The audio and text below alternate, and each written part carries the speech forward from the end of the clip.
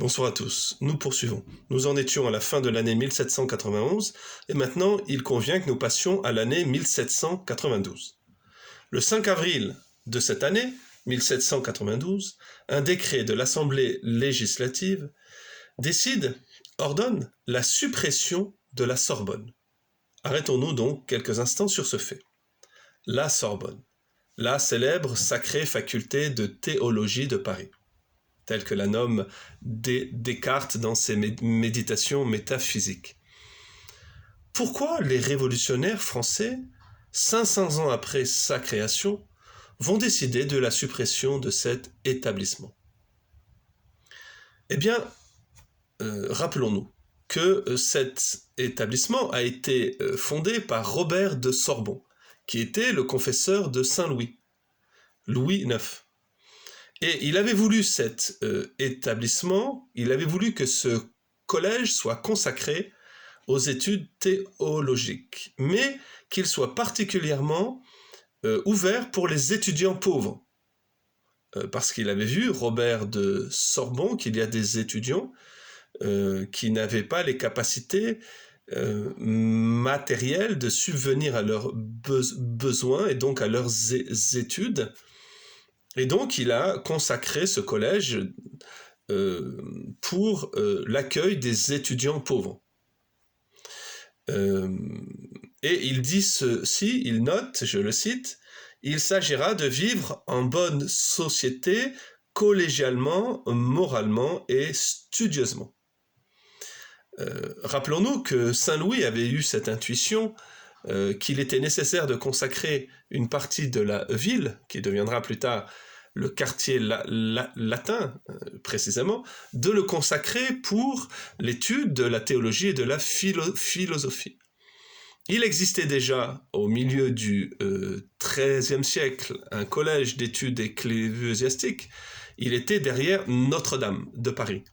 Mais Saint-Louis a vu qu'il était bon que soit essaimé dans tout le quartier latin plus de 50, 60 collèges consacrés à la théologie et à la philosophie, parce que il avait vu qu'il était bon qu'il y ait une saine compétition entre ces collèges et que l'on puisse faire jouer les différentes interprétations et les différentes clés de lecture de la Sainte Bible.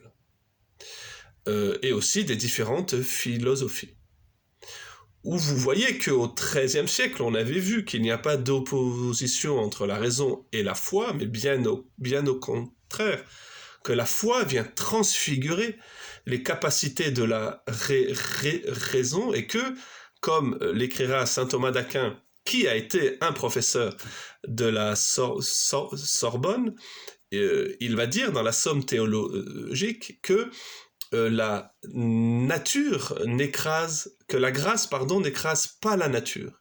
Ce qui veut dire que la foi ne vient pas écraser la raison, que l'intervention providentielle de Dieu dans l'histoire des hommes n'est pas pour écraser les hommes, pour annuler leur nature, mais pour la transformer, pour la transfigurer.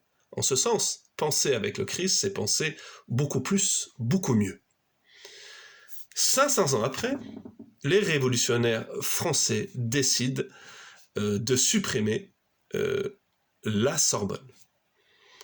Où l'on voit que beaucoup de décisions de la Révolution vont être paradigmatiques, exemplaires, pour les dictatures du XXe siècle. En effet, souvenez-vous qu'en 1942, lorsque les nazis vont décider de la solution finale, c'est-à-dire de l'extermination systématique de tous les juifs d'Europe, et rappelons qu'en 1939, il y avait en Europe 11 millions de juifs, et qu'en 1945, il n'y en aura plus que 5.